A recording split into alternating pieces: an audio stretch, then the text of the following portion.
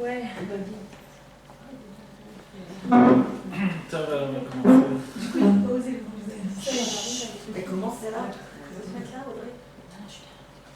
De bonnes nouvelles.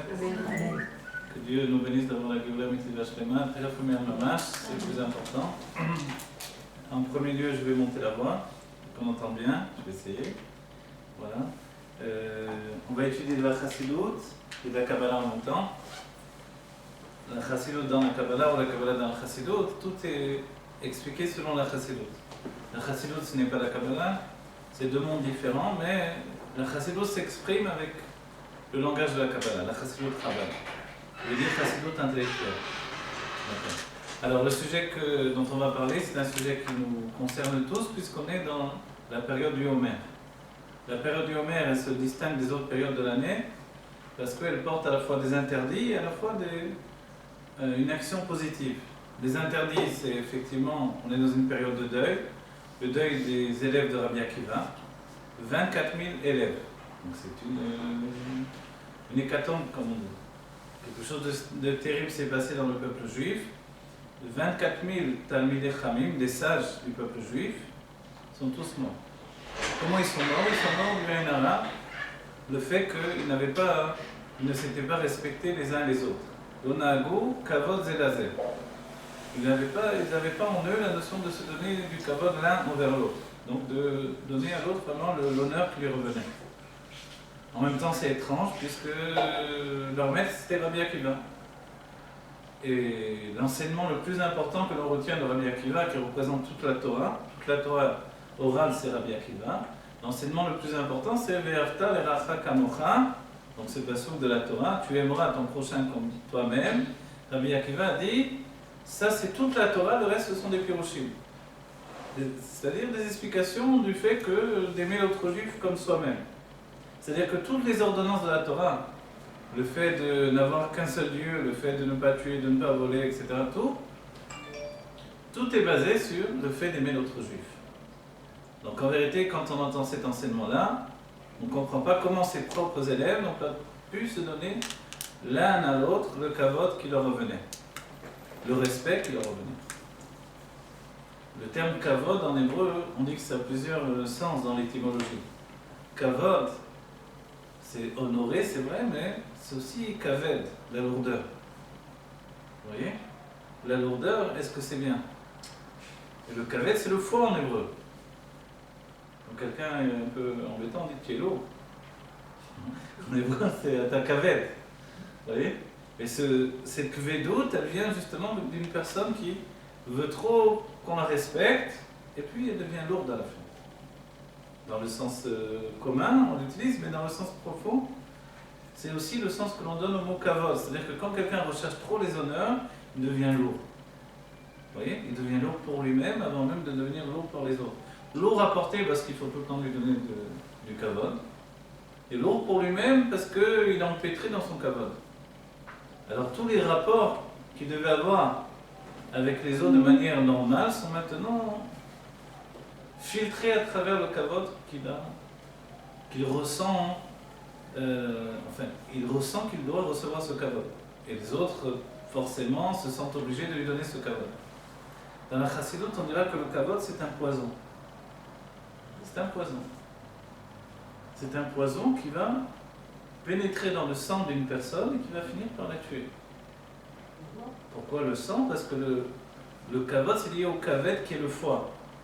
Et le foie, c'est un endroit dans le corps qui est rempli de sang. C'est une poche de sang. Et comme c'est une poche de sang, vous savez comment on peut, le foie d'un animal, si on veut le manger, on a un seul moyen de véritablement le cachériser, c'est par le feu. Il faut le griller au maximum. La même chose, le kavod d'une personne, pour qu'il devienne quelqu'un de kasher, le rabbi dira un kasher, ça a deux sens.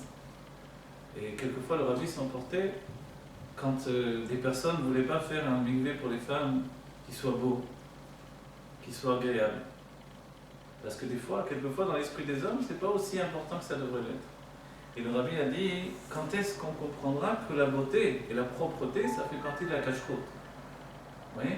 Si un endroit est sale, malgré qu'il y a un gros cher comme ça, peut-être qu'il y a des bêtes, il y a des vers, donc c'est peut-être pas si cachère que ça. Vous voyez ? Et quand un endroit est propre et qu'il est agréable à vivre, alors il a une tendance à devenir cachère de manière naturelle. Pour ceux qui vivent dans un endroit propre, ce sera plus facile d'accéder aux règles de la cache-route. Dans la personnalité également, il y a ce niveau-là. Comment on devient propre ? Physiquement, on devient propre parce qu'on se lave tous les jours. On voit que l'eau, c'est le moyen de devenir propre. On a parlé du mikvé, ce qui rend propre une femme, pour qu'elle soit justement dans la pureté et la propreté du judaïsme, elle va passer par le mikvé également. Vous savez, quand on achète un ustensile qui vient de Khutzaretz, donc d'en dehors de l'Israël, il faut le mettre dans le mikvé, le tremper dans le mikvé. Quelquefois, quand on regarde le mikvé, il n'est pas très propre, le mikvé des Kélim. Quelquefois, il y a des petits étards dans l'eau. Alors on dit, qu'est-ce que ça veut dire ? C'est quoi la propreté ? Pour les hommes, le jour de Yom Kippour, il y a des milliers de personnes qui passent au mikvé, c'est pas le mikvé des femmes. C'est pas très propre, on se demande, c'est ce mikvé qui va me purifier ? Vous voyez ? Donc en réalité, dans ce cas-là, alors, comment on a passé outre le fait de la propreté dont on a parlé auparavant ? En fait, dans notre personnalité, il faut savoir trouver le juste milieu. Parce qu'il faut être propre, mais il faut trouver dans notre âme, finalement, comment être propre, mais rester naturel. C'est-à-dire que dans une maison, il faut que la maison soit propre, et agréable à vivre, nettoyée, mais il ne faut pas que ça devienne aussi une obsession. Si ça devient une obsession, alors ça devient invivable. Elle a beau être propre, ça devient invivable. Donc en fait, il faut trouver ce juste milieu, on voit bien. Donc si une personne est propre dans les forces de l'âme et dans les sphirotes, ça s'appelle Tiferet. Tiferet, c'est la sphira dans laquelle on est rentré. Tiferet, c'est la propreté, c'est l'harmonie. Vous voyez que la propreté devient une sphira. Qu'est-ce que c'est les sphirotes ? Les sphirotes, qu'est-ce qu'il veut dire ce mot sphira ? On dit sphirat à Homer. Voilà, le compte du Homer. Donc le mot sphira, ça vient de l'ispor, de compter. Mais sphira, c'est aussi lié au saphir.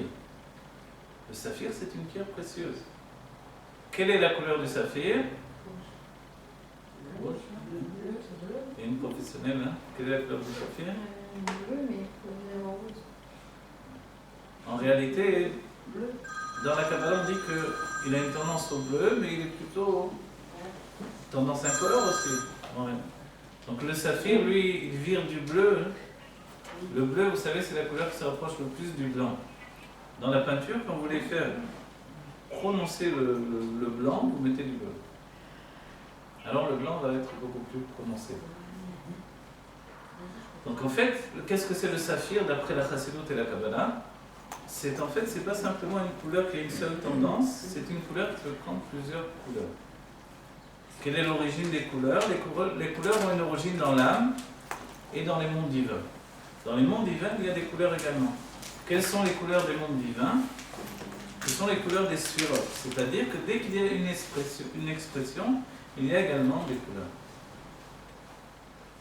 Je reviens au point de départ, hein. On est parti sur l'idée que si quelqu'un veut trop de kavod, il devient kaved, il devient lourd. Les enfants de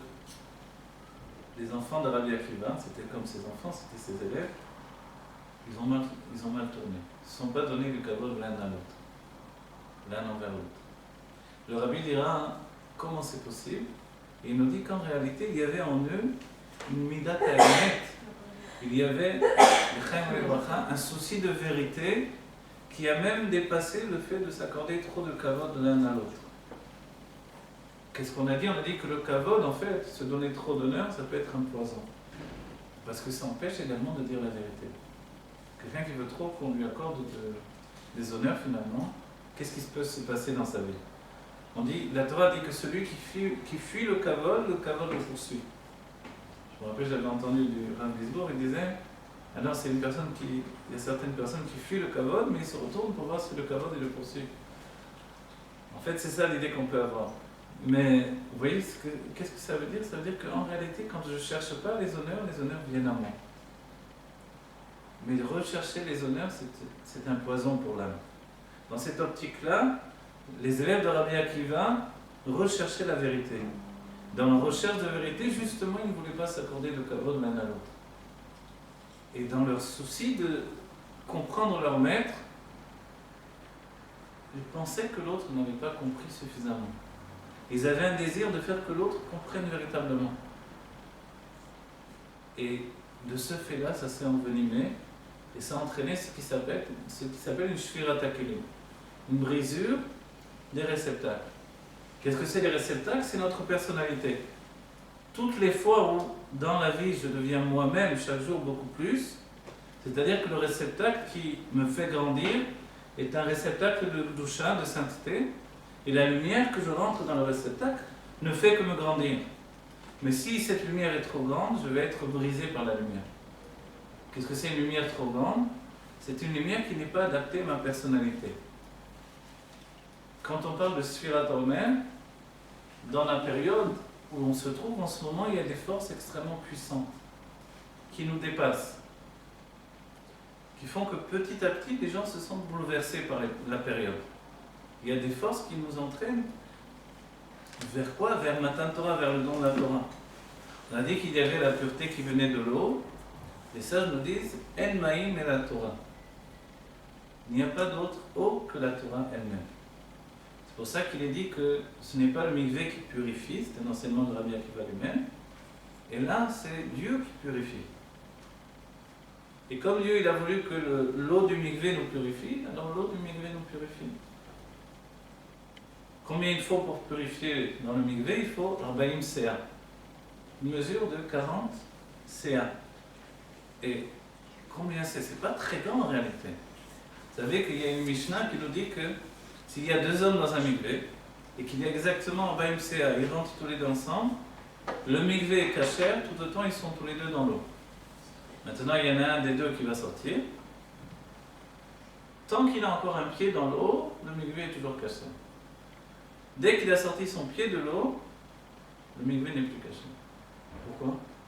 Parce qu'il a porté de l'eau sur son corps. Mais tant qu'il a un pied dans l'eau, l'eau sur son corps fait partie du mikvé également. Mais dès qu'il enlève son pied, le mikvé n'est plus caché. Quel est l'enseignement en réalité? L'enseignement, ça vient nous dire également, au-delà de l'enseignement au niveau de la rigueur de la Torah, ça nous enseigne également que tant que j'ai un pied dans l'eau de la Torah, en fait, le Kéli qui me permet de recevoir la Torah, il est toujours caché même pour les autres. Quand j'ai sorti même l'autre pied, je ne suis plus moi-même dans les normes de la Torah. Dans ce cas-là, même si mon langage paraît être de la Torah, je ne suis plus caché. Alors qu'est-ce que c'est qui définit la cacheroute? On a dit tout à l'heure, le Rabbi a dit que c'est un sujet de tiferet, de beauté. Tiferet, c'est l'harmonie. Qu'est-ce qui se passe? Pourquoi on fait le Homer en dehors du deuil des élèves de Rabbi Akiva? Le Homer vient du fait qu'on a reçu la sortie d'Égypte, le moment de la délivrance d'Égypte. On l'a reçu au-dedans de nous comme une personnalité nouvelle que l'on n'avait pas intégrée. C'est-à-dire, imaginez votre enfant, il vient de naître, tout à coup il devient un adulte. Alors qu'est-ce que vous allez ressentir? Vous allez ressentir, mais je n'ai pas vu grandir cet enfant. Puis avoir cette impression-là des années après. Quoi qu'il en soit, il a grandi au fur et à mesure des années. En Égypte, pour sortir d'Égypte, on a dû grandir immédiatement. On n'avait pas de temps. Pensez bien, on est passé de 49 portes de l'impureté à 49 portes de la doucha, de la sainteté pour arriver à Matan Torah. Combien de temps ça s'est passé? C'est passé très rapidement. C'est dans la même année tout ça. Comment ça a été possible? Là, il y a une année où il y a eu toutes les makot, mais après l'année d'après, ça y est. On est sorti et puis on rentrait dans le chemin qui nous menait au don de la Torah. Donc il a fallu grandir très très vite. Et quand on grandit aussi vite, on n'a pas le temps d'installer la personnalité. La personnalité ne suit plus. De quoi est faite notre personnalité? C'est une psychologie humaine. Cette psychologie humaine, elle se confronte donc, et c'est la nature du juif, à la psychologie divine. Qu'est-ce que c'est la psychologie divine? Nous, ce que l'on en connaît essentiellement, ce sont les sphirotes. Les sphirotes, c'est que la lumière divine, avant qu'elle ne devienne des sphirotes, elle était inapprochable. On ne pouvait pas la saisir. On ne pouvait pas la saisir. Elle était ce qui s'appelle le Or En Sof, la lumière infinie. Une lumière infinie, en fait, on ne peut pas la saisir jamais. On ne peut pas la définir, on ne peut pas savoir ce que c'est.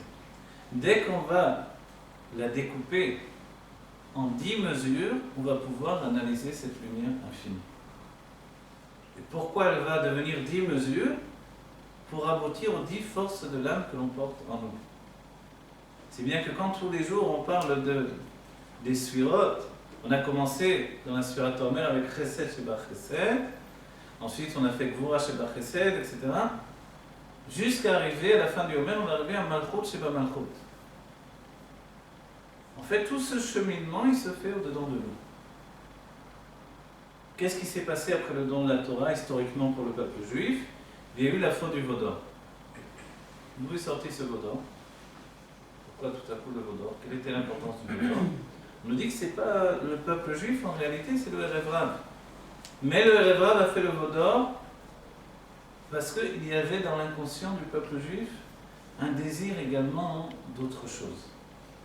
C'est quoi d'autre chose? Pas seulement le divin, mais l'aspect humain avait envie de s'exprimer de nouveau. C'est quoi l'aspect humain? C'est la réalité du monde. Si je vous parle uniquement de Kabbalah, vous allez me dire à un certain moment, d'accord, mais il y a le monde, il y a la vie. C'est vrai, il y a le monde, il y a la vie. Alors comment on réunit les deux? Qu'est-ce qu'on doit faire lorsqu'on est juif? Est-ce que l'on doit prendre en compte les sphirotes et le monde divin, ou on doit se contenter de notre vie quotidienne? Qu'est-ce que vous en dites? Je vous pose vraiment la question. Les deux. Les deux. Le juif, c'est ça. Si le juif n'avait que ce qui s'appelle une âme animale, il serait comme le monde entier.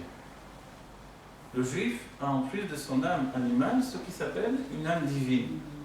Et pour, on va dire, faire le lien entre les deux, il y a ce qui s'appelle l'âme intellectuelle.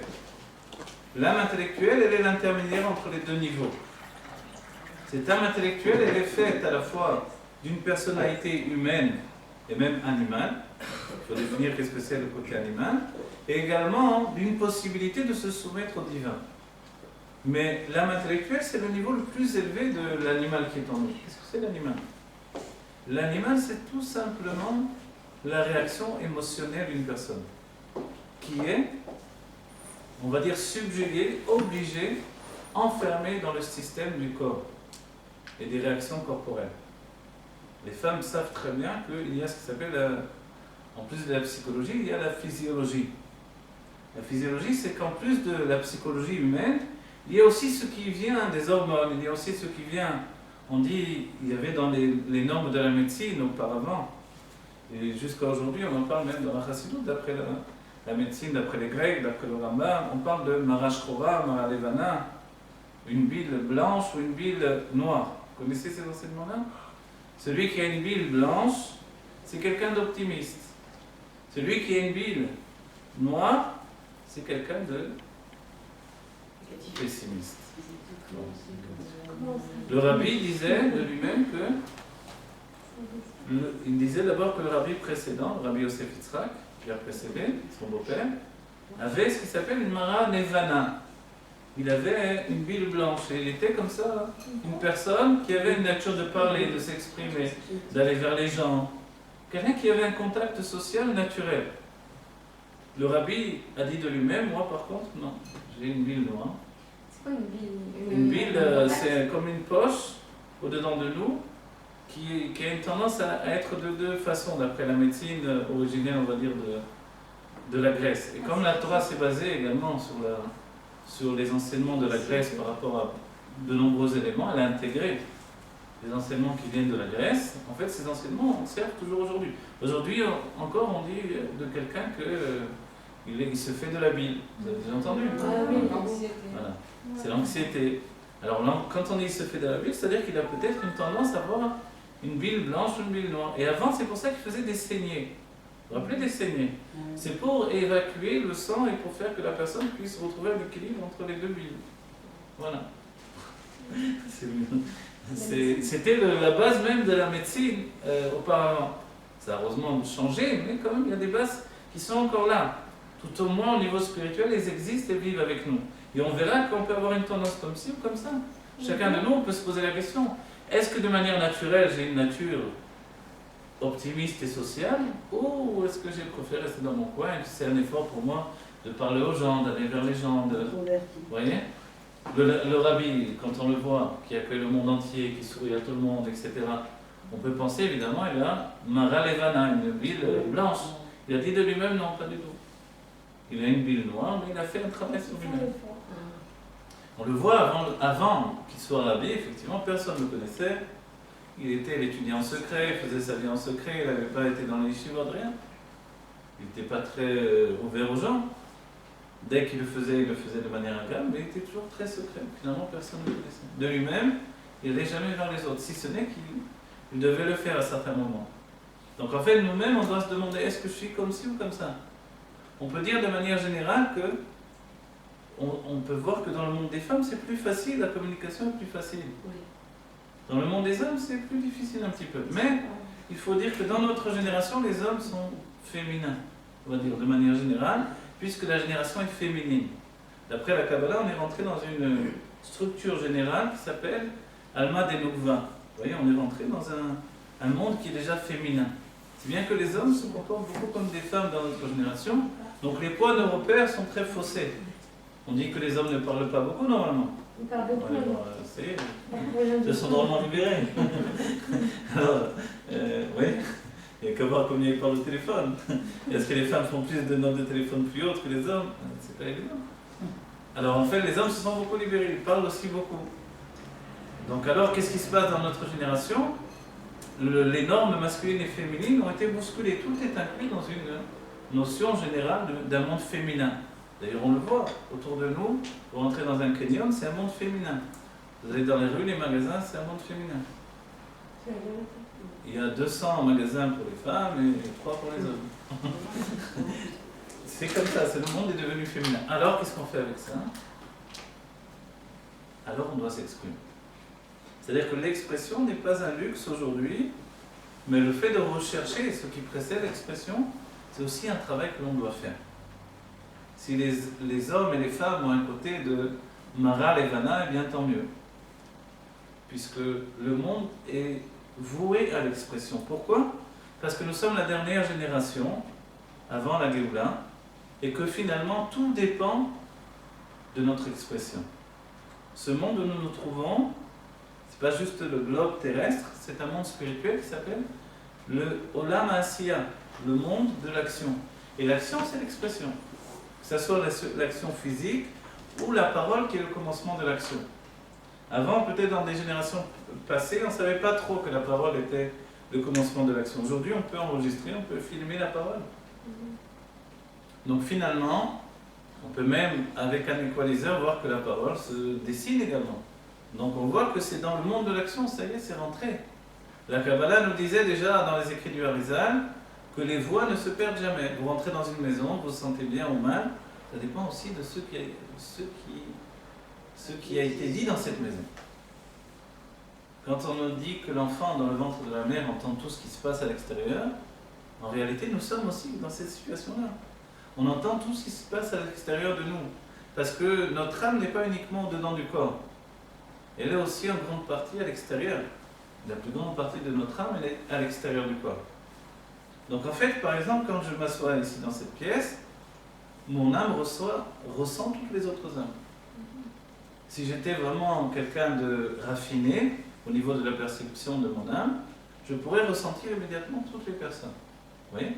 C'est comme ça que le rabbi ressent toutes les personnes qui passent devant lui, alors que ce sont des milliers de personnes, alors qu'il est resté toute la nuit de 8h du soir jusqu'à 8h du matin, debout à donner des dollarim, des dollars à des gens, à l'infini. Et pourtant, il peut continuer une discussion avec une personne qu'il n'a pas vue depuis 20 ans. Pourquoi? Parce qu'immédiatement, il ressent son âme. Et une âme ne ressemble jamais à une autre âme. Est-ce que c'est vrai? Est-ce qu'une âme ne peut pas ressembler à une autre âme? est-ce qu'une sphira ne peut pas ressembler à une autre sphira? Est-ce que vous pensez par exemple que chacun d'entre nous, nous sommes ce qui s'appelle une sphira différente de l'autre? D'accord, parce qu'on est des parcelles d'une même âme. Ah, on est des personnes d'une même âme. C'est-à-dire, il y a 600 000, non, je pense qu'il y a 600 000 âmes et que dans chaque âme, elle se divise en parcelles et donc chaque parcelle regroupe une seule âme, donc forcément ça se ressemble. Voilà, exactement, c'est très bien. Il y a 600 000 âmes générales, chacune se départage en 600 000 nitzotzot, étincelles, lesquelles se départagent à nouveau en 600 000 étincelles, ainsi de suite, jusqu'à faire toutes les âmes de tous les temps. Les 600 000 âmes primordiales du départ sont la source de toutes les autres âmes. Les autres âmes, finalement, elles doivent aboutir également à une réalité dans notre monde. Qu'est-ce que c'est la réalité dans notre monde? Vous savez qu'est-ce que c'est l'essentiel de la vie? L'essentiel, c'est ce que l'on vit ici-bas. Ce n'est pas ce qu'il y a en dehors de la vie terrestre et humaine.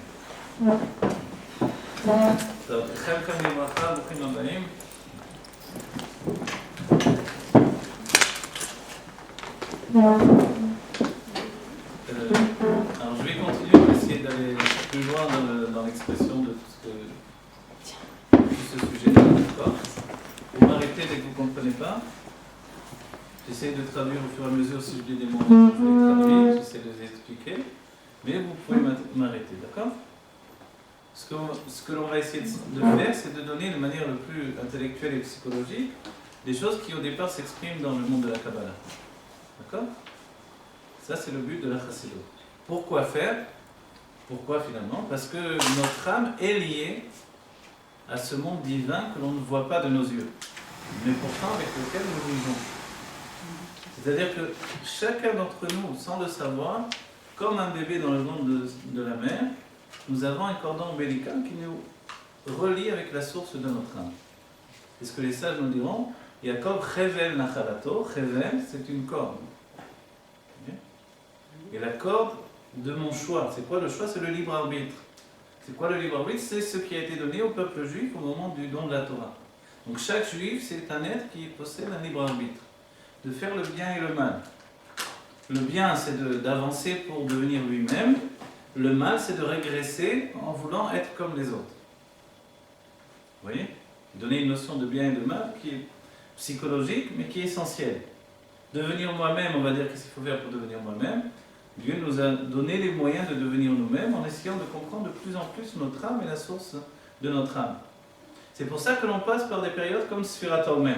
Qu'est-ce que c'est Sfirat HaOmer? Le compte du Homer, c'est le moment dans l'année où on s'occupe de notre âme animale. On a dit qu'est-ce que c'est l'âme animale? Comment une âme peut être âme et animale? Ça ne va pas ensemble, non? Oh, on est une âme, c'est spirituel, ou c'est animal. Un animal, c'est autre chose. Animal, en vérité, c'est une personne qui n'est dirigée que par des émotions qui sont enfermées dans le système de sa ville, blanche ou noire, dans les termes de la Torah des Grecs. C'est-à-dire que c'est spontané. Un jour, il se lève du côté gauche, du pied gauche, un jour, il se lève du pied droit. Quand ça va, quand ça va pas, ça va pas. J'ai les nerfs, j'ai pas les nerfs. Qu'est-ce qu'on va faire avec ça? Est-ce qu'on n'est pas tous comme ça, finalement? Il y a des jours, j'aime tout le monde, il y a des jours, je supporte personne. C'est normal, c'est pas normal. Le Rabbi Rachel nous dit qu'il faut faire attention à boire suffisamment d'eau pour que l'équilibre de sang et d'eau dans le corps soit de manière à me permettre de garder mon libre arbitre, physiquement, on va dire de manière organique. Parce que sinon le sang prend le dessus et tout de suite, je vais être entraîné par le côté négatif. C'est pas simplement que mon corps va se sécher, il va avoir trop chaud. C'est que, voilà, il faut boire beaucoup tout simplement. Mon cerveau ne peut travailler correctement également que s'il est irrigué. Il faut boire beaucoup. Tu sais, en Israël, quand il fait très chaud. D'accord? Alors on continue, mais on a dit En Maïm et la Torah. Pourquoi la Torah a été comparée à l'eau? Parce que l'eau a plusieurs fonctions. Un, elle me permet de vivre. Deux, elle me nettoie. Elle me nettoie, on dit notre fonction de l'eau au niveau spirituel. Dans le Sefer Atanya, on explique que la racine de l'eau, c'est en fait ce qui s'appelle le plaisir. L'eau, c'est le plaisir. Et il est dit dans le Tanya que la nature de l'eau, c'est de grandir tous les plaisirs. Où se trouvent les endroits de plaisir dans le monde? C'est toujours au bord de mer, c'est toujours au bord d'un lac. C'est très rare qu'on fasse des endroits de plaisir dans un endroit où il n'y a ni eau, ni rien du tout. Même à Paris, il y a la Seine. J'avais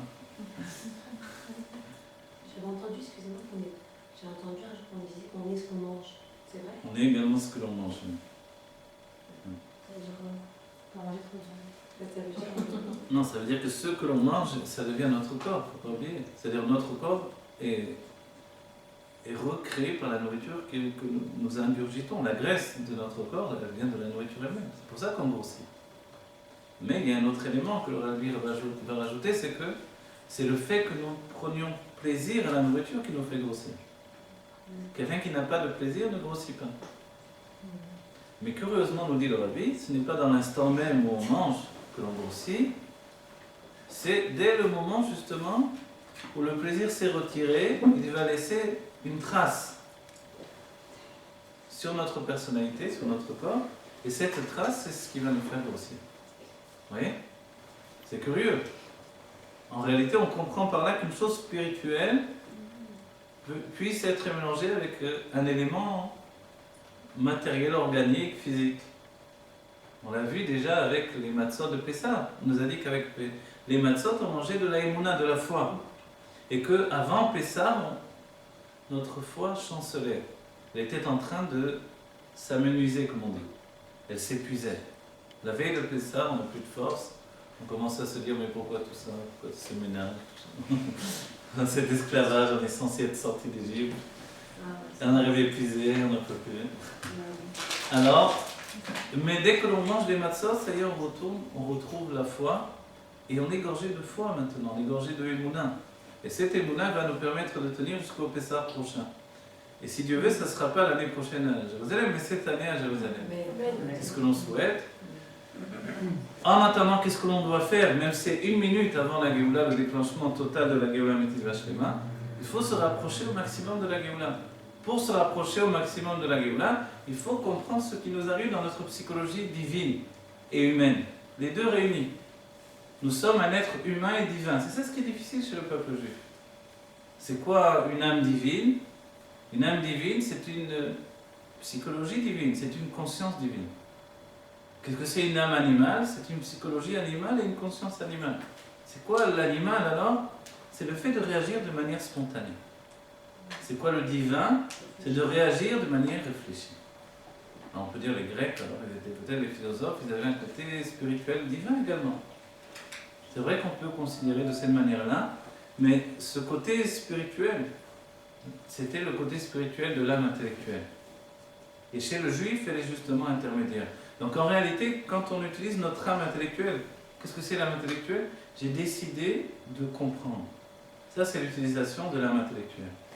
Mais quand elle devient un réceptacle pour dévoiler l'âme divine, alors je peux devenir un adulte, l'adulte dont la Torah nous parle.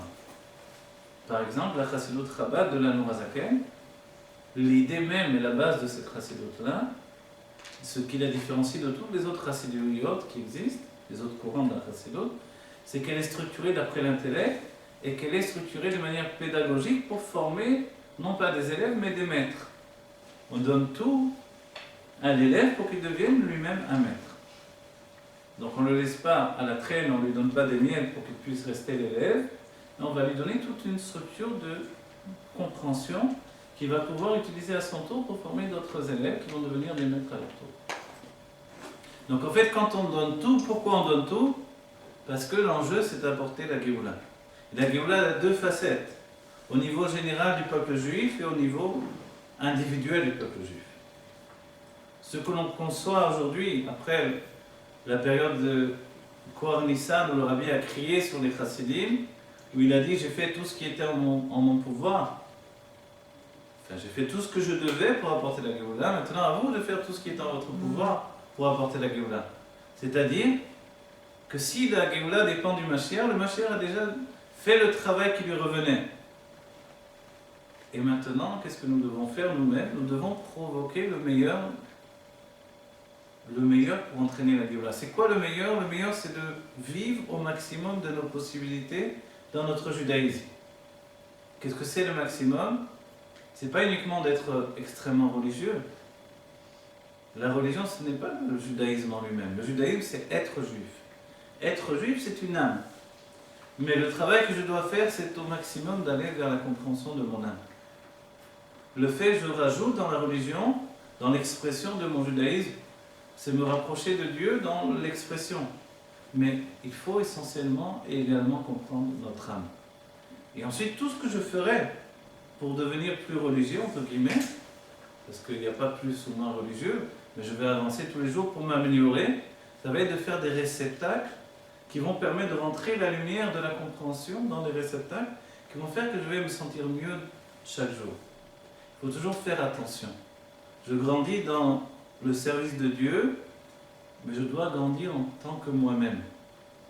Comment je peux grandir en tant que moi-même? Je dois d'abord me comprendre. Les deux vont l'un avec l'autre, rien n'empêche l'un ni l'autre, vous voyez? Le peuple juif, c'est Naaseh Venishma. Le Naaseh, c'est de faire ce que Dieu nous demande, et le Nishma, c'est de remettre tout en question. Je veux tout comprendre. Est-ce que l'on peut tout comprendre? Le problème, c'est que l'on s'arrête au Naaseh, et quand arrive le moment du Nishma, plus personne n'est là. Alors c'est là où on se dit à nous-mêmes, on doit se dire, venez, on se prend par la main, on doit aller jusqu'au bout du Nishma. Nishma, c'est la chose Neshama. C'est l'étymologie de Neshama. Neshama, c'est le niveau de l'âme qui est lié à la compréhension. C'est un côté féminin. Les femmes sont liées au niveau de la Neshama. Vous connaissez l'expression Neshama Sheli? Le mari l'appelle sa femme Neshama Sheli. Neshama Sheli, c'est vraiment que la femme est la Neshama de l'homme. C'est-à-dire que c'est pas juste un mot comme ça. Il y a une histoire, un peu. Il y a l'ange de la mort qui vient chercher un homme alors qu'il est dans son lit. Alors il a très peur, il dit qu'est-ce que tu veux? Il dit je viens chercher ta Neshama. Il se tourne, il réveille sa femme, il dit Neshama, chérie, il y a quelqu'un pour toi. Mais en vérité, sachez qu'un homme qui n'est pas marié ne peut pas arriver au niveau de la Neshama. Il peut arriver au niveau du Nefesh. Nefesh, c'est atteindre la perfection dans Torah et Mitzvot au niveau de l'action. Il peut arriver au niveau du roi, dans les sentiments même, exprimer ses sentiments. Mais comprendre Dieu, il ne peut pas y arriver. Pour comprendre Dieu, un homme a besoin d'être marié. Comment ça se fait ça?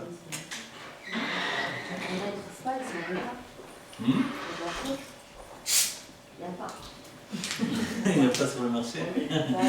On dit qu'il y a plus de femmes que d'hommes. On dit que quand un homme vient au monde, son zivouk aussi vient au monde. S'il a une âme masculine, sa femme vient avec lui. Donc la femme elle-même est venue pour un homme, elle ne peut pas être venue toute seule pour rien. Vous voyez? Alors peut-être qu'il ne fait pas ce qu'il... Pourquoi il y en a? Alors je vous dis, il y a une explication de leur réserve, autre chose. Vous comprenez ce que je dis d'abord? On fait juste un point de... Vous comprenez la base? Ça va? Hein? Vous comprenez, mesdames? Oui. Vous comprenez? Vous comprenez ce que je dis? Oui, ça va? Oui, ça va? D'accord.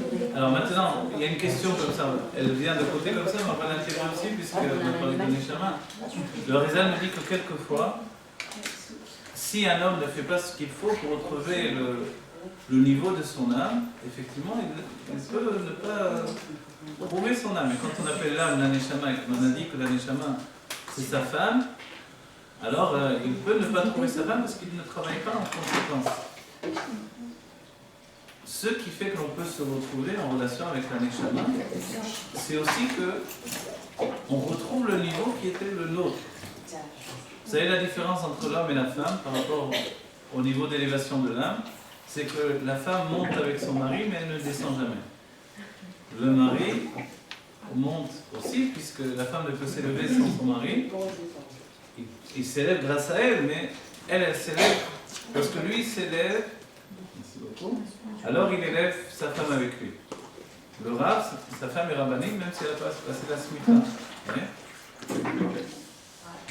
Mais ce qu'il y a d'extraordinaire, c'est que lui peut descendre, mais elle ne descend jamais. Et c'est même une halakha dans le Rambam. Comment ça se fait? Le Harizal dira que les niveaux qu'elle atteint dans son âme ne les perdra jamais.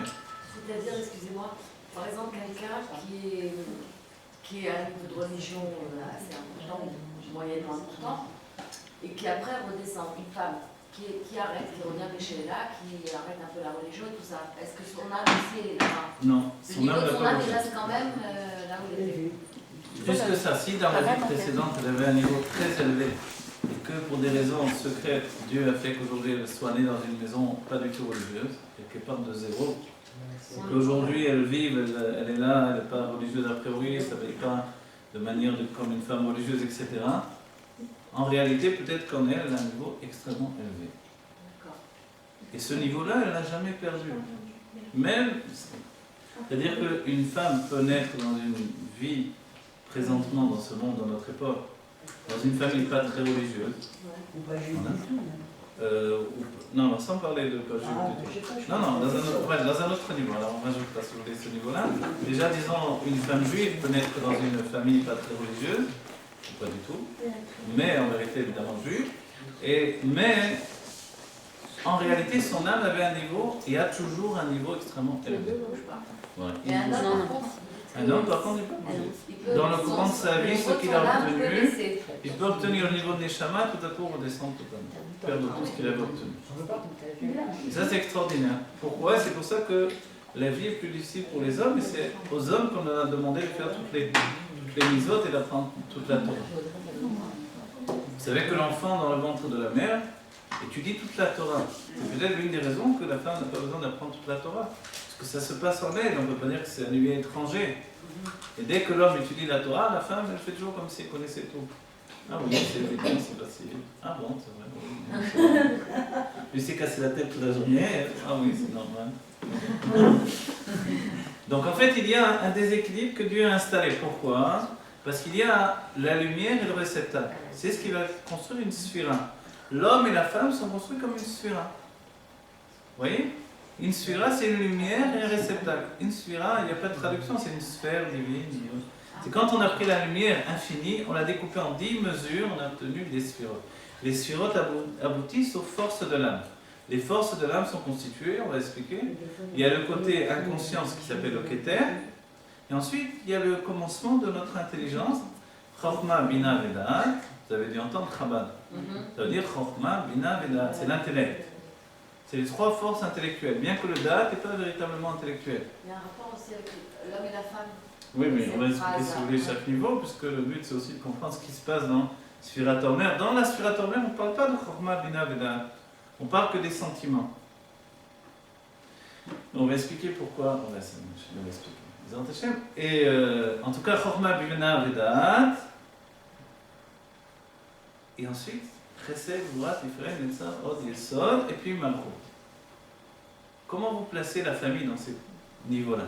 Comment vous placez le nom de Dieu, par exemple? Yud, Ke, Vav, Ke. Vous savez que tout constitue et est constitué du nom de Dieu. On est dans Dieu. C'est ça le chidouche, la grande nouveauté d'Avraham Avinu, ce qui a transformé le monde à son époque, la vision même de l'humanité, c'est que Avraham Avinu expliquait que le monde n'était pas juste créé par Dieu, c'est que le monde c'est Dieu lui-même. Vous voyez? Il n'est pas juste Kel Haolam, il est Kel Olam. Il n'est pas juste un Dieu du monde, il est un Dieu monde. C'est pour ça que quand Moshe demande à Dieu, montre-moi l'endroit où tu te trouves, Dieu lui dit, l'endroit est avec moi. L'endroit c'est moi en réalité. Il n'y a rien d'autre. Et c'est ça qui est extraordinaire.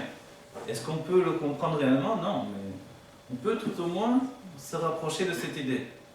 C'est-à-dire que chacun d'entre nous, nous sommes en fait l'expression de la conscience de Dieu uniquement.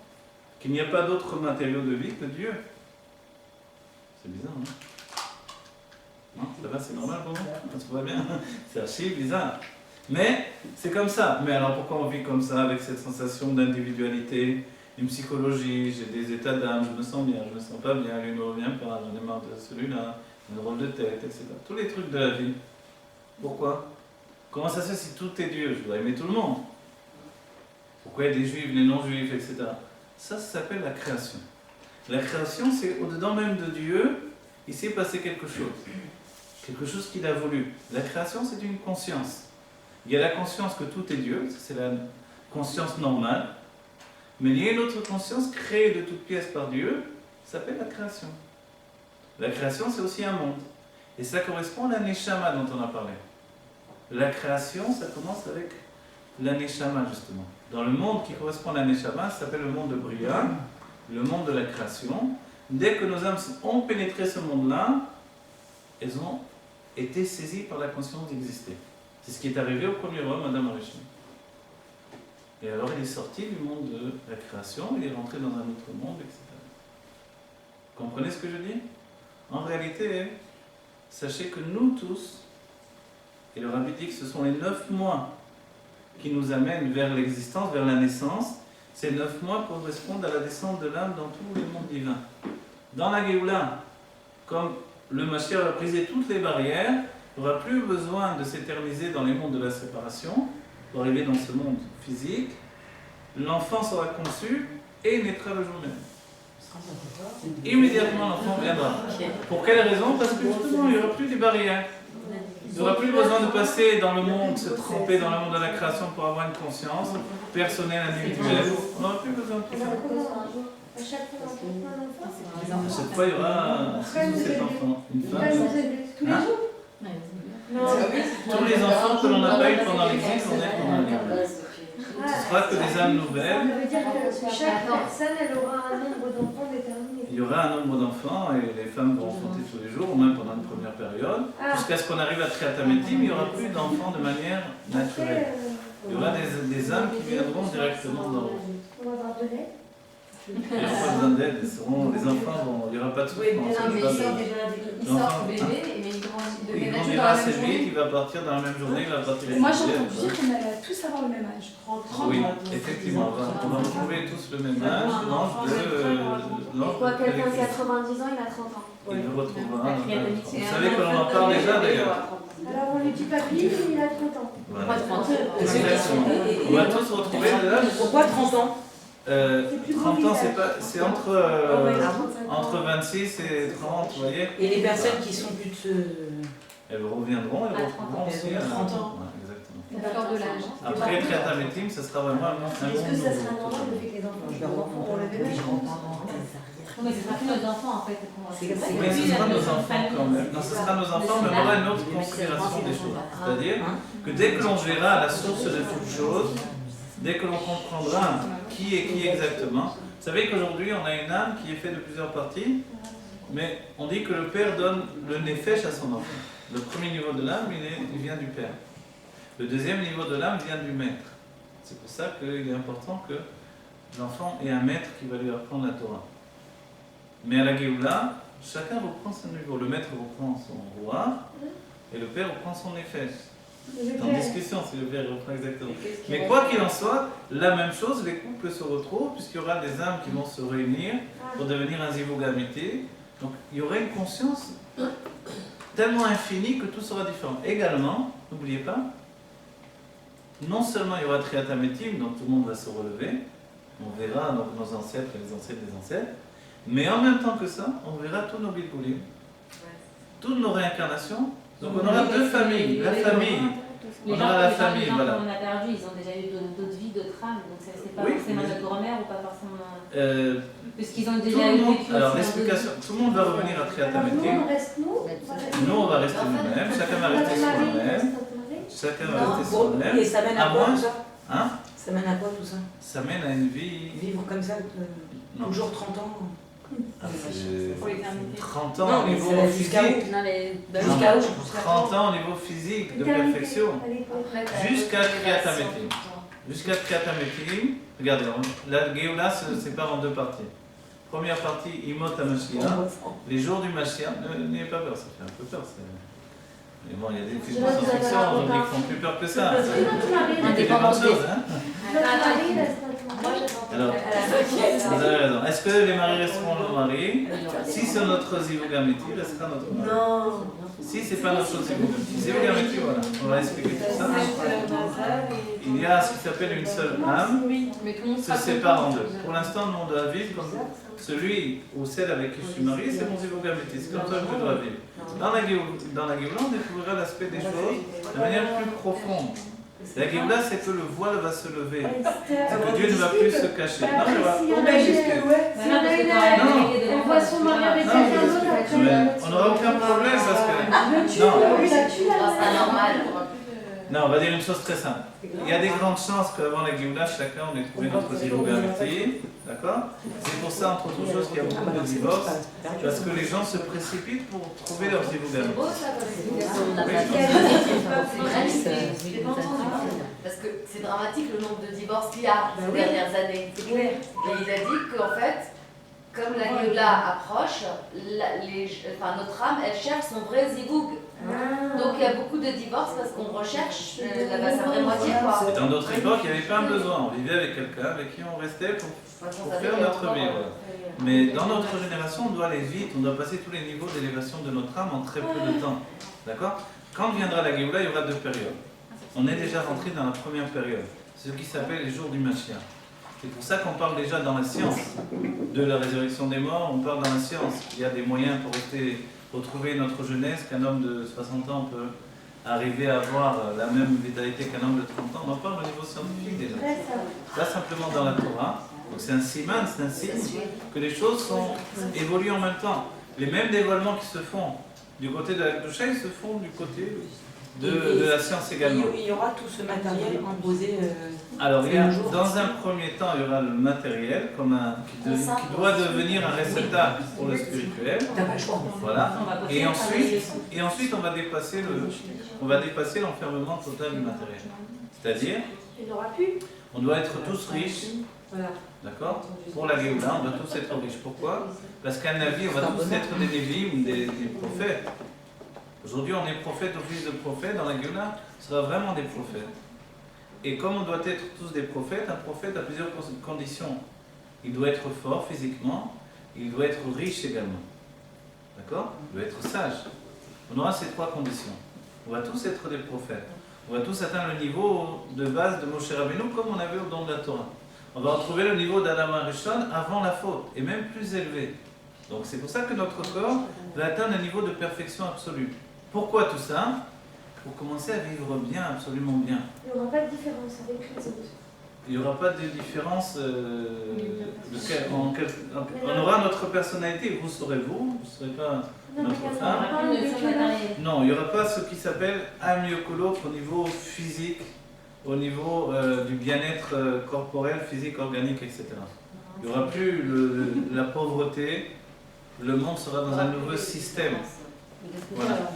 Il y aura une abondance totale de tout. Est-ce que les plus religieux sont plus riches que... Non, il y aura pas il y aura un dévoilement de l'essence de Dieu pour chacun d'entre nous. Il y aura des maladies, Hein? Il n'y aura plus de maladie, il n'y aura plus de vieillesse, plus de souffrance et plus de mort. Alors pourquoi jusqu'à aujourd'hui on nous fait comprendre que le mieux c'est d'évoluer dans la religion pour qu'arrivé au moment du Mashiach, on va se retrouver entre guillemets à voir ce qu'on a fait de bien et ce qu'on n'a pas fait, ce qu'on a évolué dans la Torah.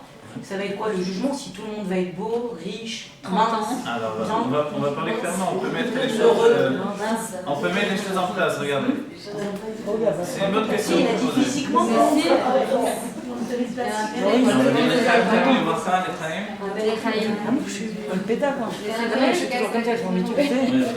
Excusez-moi, juste pendant qu'on a parlé de ça, excusez-moi du sujet, j'avais entendu que, en fait, quand il y aura le Mashiach, on a toujours été dans tous les Gilgulim entourés des mêmes âmes. C'est-à-dire qu'un père, il a pu être mon frère dans une autre vie, ma fille aurait pu être ma mère. Donc en fait, quand vous dites qu'on va retrouver tous nos Gilgulim, en réalité, on va rester dans le même... On va rester proche avec nous. C'est pour ça que j'ai pas tellement dit. On a dit qu'on aura à la fois notre famille, plus on aura une famille de Gilgulim qui nous appartient. Mais qui en même temps sera proche. Voilà, sera proche. C'est des groupes d'âmes qui reviennent pour fonctionner, travailler ensemble. C'est pour ça que quand on rencontre des personnes, on a l'impression qu'on les a connues depuis très longtemps. Et d'autres personnes, on a l'impression qu'elles sont. Maintenant, pour répondre à votre question qui est très importante, c'est vrai. Regardez, la Chassidut est venue donner un autre aspect de la notion de ce qui s'appelle Sachar Veonesh. La récompense et la punition. Dans le judaïsme traditionnel, on avait une idée de récompense et de punition. Je fais ce que Dieu me dit, je suis récompensé. Je fais pas ce qu'il me dit, je suis puni. Essentiellement, dans le Gan Eden ou dans le Guéhinom. C'est comme ça. Alors voilà. Donc je vais au Gan Eden ou je vais au Guéhinom. énorme. La Chassidut a aboli ce système de pensée. La Chassidut est venue expliquer, c'est-à-dire que Dieu a mis les barres un peu plus haut et on est venu nous donner une autre façon de voir la chose. C'est-à-dire que dans cet ordre d'esprit, auquel un grand nombre de groupes du judaïsme fonctionnent toujours d'après dans cet état d'esprit-là, il est dit également, il y a le passage de la Torah qui nous dit que Dieu va nous donner les pluies en son temps. Et son temps, c'est dans notre temps. Et la Chassidut nous dira qu'est-ce que c'est en fait la récompense. Lorsque je fais la Torah, elle nous dit c'est la Torah elle-même. Quand je fais les mitzvot, ce sont les mitzvot elles-mêmes. C'est-à-dire, je ne dois pas attendre une autre récompense quand je mets les tefilines que le fait de mettre les tefilines. C'est quoi le... Qu'est-ce que je dirais? Vous avez vu quand quelqu'un dans le peuple juif fait une mitzvah, qu'est-ce qu'on lui dit? On ne dit pas bravo, on lui dit qu'est-ce qu'est la mitzvah? Vous avez jamais étonné? Vous avez entendu ça déjà? Quelqu'un vient de faire une mitzvah, on lui dit qu'est-ce qu'est la mitzvah? Ça veut dire que tu as le mérite de faire une mitzvah. Et tout ce qu'on n'a pas fait. Attendez, je vais essayer d'aller jusqu'au bout dans la... Regardez, comprenez bien, c'est censé être ça. C'est-à-dire, auparavant, quand on faisait des mitzvot, on attendait d'avoir la récompense de ces mitzvot. Il n'y a pas de récompense parce qu'il faut le faire. Voilà, je vous raconte une histoire. Voilà. Ce Shabbat, j'ai entendu une histoire essentielle à la chose, dans une Idvado. C'est le Rav Gabay qui est mashpia à la yeshiva ici de Natania. L'histoire, elle est comme ça. Donc, elle est parue dans le Beth Mashiach. L'histoire, elle dit comme ça qu'il y avait du temps d'un grand sage qui s'appelait le Maharal Merotenbourg. Il y avait un grand sage qui avait été enlevé par le monde non-juif, on va dire, de manière générale. Et puis, il a été enlevé pour que, maintenant, le procureur d'une ville ou quelque chose comme ça, je ne connais pas les dates, je ne me rappelle plus, quoi qu'il en soit, il avait enlevé pour demander une rançon au peuple juif, comme ça se faisait souvent. Comment les goïms arrivaient à s'en sortir? Ils faisaient des guerres, ils n'avaient plus d'argent, voilà, ils relançaient une autre guerre, entre-temps il fallait des fonds pour acheter des armes, etc. Hop, ils faisaient des pour le peuple juif, quelquefois ça ne suffisait pas, alors ils en enlevaient quelqu'un. Ils avaient décidé d'enlever le sage des sages, c'est-à-dire vraiment le grand sage de l'époque, le Maharal de Rothenburg, qui a donné une lumière du judaïsme, donc, qui est dans les livres de Halakha. Et ils l'ont enlevé, ils ont demandé une rançon. Donc évidemment, tout de suite, les communautés se sont regroupées pour réunir l'argent. C'était difficile, mais ils se sont dit, on n'a pas le choix. Qu'est-ce qu'a dit le Maharal de Rothenburg? Il a dit, pas question, je ne veux pas vous donner l'argent. Je vous interdis, d'après la Torah, de vous donner cet argent. Il a dit parce que si vous allez donner, ils vont recommencer avec un autre sage, et ainsi de suite, ça ne va jamais s'arrêter. Il a préféré rester en prison. Et il est resté 14 ans en prison, si je me rappelle bien, ça, et il est mort en prison. Il est décédé en prison. Et quand une fois qu'il est décédé, et celui qui l'a enfermé, il ne voulait pas vraiment de mal, c'était même un admirateur, un goy admirateur, il s'est dit, je vais me faire de l'argent comme ça. Une fois qu'il est décédé en prison, il s'est dit, vous voulez récupérer le corps de votre maître, alors donnez la rançon. Maintenant, il n'est plus là pour vous dire de ne pas donner la rançon. Mais il avait prévu la chose, il a dit, même après ma mort, je vous interdis de donner la rançon. Donc il est resté en prison encore des années et des années. Et finalement, il n'a jamais été enterré dans un cimetière juif. Des années après, est venu un juif qui s'est rendu compte de ce qui s'est passé. Il s'est dit, c'est pas possible. Ce géant de la Torah, il est toujours enfermé dans les murailles de la prison. Il a enterré dans un cimetière juif. Le Maharal de Rothenburg lui est apparu en rêve, il lui a dit, je te remercie beaucoup de ce que tu as fait, de m'avoir enterré dans un cimetière juif. Sache que maintenant j'ai pris ma place au Gan Eden, et puisque tu as fait cette action-là, alors tu as le droit d'être à côté de moi au Gan Eden. Maintenant, cet homme-là, pour faire cette action-là, il a quand même payé la rançon. Mais il a donné toute sa fortune. C'est-à-dire qu'il s'est ruiné pour sortir, pour enterrer un sage d'Israël. C'est pour ça qu'il lui est apparu en rêve. Ça lui a coûté cher. Mais il lui a dit, sache que si tu veux, tu peux retrouver, et je te donne la bénédiction, que tu retrouves tout ton argent. Ou alors, tu as le choix d'accepter de venir à côté de moi dans le Gan Eden et d'être dans ma Mechitza, c'est-à-dire dans mes 4 coudées dans le Gan Eden, dans ma yeshiva là-haut. Évidemment, on n'atteint pas ce niveau-là avec notre petite Torah quand on est un homme normal. Parce que là, c'était un géant du judaïsme qui connaissait toute la Torah. Alors, c'était l'occasion ou jamais. Et il lui a dit, maintenant, sache que si tu veux être à côté de moi dans le Gan Eden, alors demain, tu me rejoins. C'est-à-dire, tu meurs demain, tu dis au revoir à tout le monde et demain, tu meurs. Tu choisis. Ou alors, je te laisse retrouver tout ton argent. Tu as le choix. Il a réfléchi, il a dit, d'accord, j'ai pris ma décision. Il a réuni sa famille, et il leur a dit, je vais m'en aller, je vais partir. Il leur a expliqué, il leur a dit, j'ai fait mon choix. Quand on entend cette histoire, alors évidemment, tout le monde se dit, c'est incroyable, ce juif, pour être à côté du tzaddik dans le Gan Eden, il a accepté une chose pareille. C'est merveilleux. Arrive un des grands sages de la Chassidut Chabad, un élève de l'Admour Emsaï, le deuxième rabbi de Chabad, et de Tzemar Tzedek, le troisième rabbi, qui lui-même était un tzaddik, s'appelle Rabbi Hillel de Paritch. Il enseigne cet enseignement, donc cette histoire, à ses élèves, et leur dit, qu'est-ce que vous pensez? Il a bien fait, il a pas bien fait, qu'est-ce que vous en dites? Alors si maintenant je vous pose la question, il a bien fait de faire ce choix? Mais excusez-moi, s'il n'aurait pas accepté, il n'allait pas au Gan Eden. Il allait au Gan Eden, sans doute, mais pas à côté pas dans les 4 cousins de tzaddik. C'est pas sûr en réalité, peut-être qu'entre-temps il aurait fait des avérotes, on ne sait pas. Ah, voilà. Donc dans ça, il y a une grande chance qu'il y ait. Mais ce qu'il a fait, il a récupéré son argent, la bonne action est une bonne action. Direct, sans souffrance. Ah ouais, direct. Alors est-ce que vous pensez qu'il a bien fait d'après vous? Bien sûr qu'il a rien fait. Pourquoi il va subir des qu'il a bien souffrances alors qu'il peut y aller direct? J'aurais fait pareil. Ah, vous avez fait pareil? Ouais, Alors je Rabbi continue Hillel pas dans sa vie. Mais ta Mais famille, je suis tu vas la à côté retrouver, du- il a dit à 30 ans. Qu'est-ce que tu veux de mieux? Alors Rabbi Hillel de Paris a dit une chose, il a dit, il n'y a pas plus imbécile que cet homme. Il a dit à ses élèves, dans les normes, évidemment, à titre individuel, il n'est pas imbécile, mais on va dire, dans l'état d'esprit et la pensée qu'il a eue, il n'y a pas plus idiot que cette pensée qu'il a eue là. Mais pour dire ça, le monde lituanien n'est pas très d'accord avec cette affirmation. Pourquoi? Il a dit parce qu'il a manqué, ne serait-ce qu'un seul jour où il a mis les mitzvot, les tefillin. Un seul jour où il met les tefillin, c'est plus grand que tout le Gan Eden et tout le reste. Non, toi, t'as Pourquoi? pensé à l'argent. C'est la réponse à votre question tout à l'heure. Tu te dis, puisque je veux au Gan Eden, autant reprendre mon argent et attendre. En réalité, sachez que la récompense de la mitzvah, c'est la mitzvah elle-même.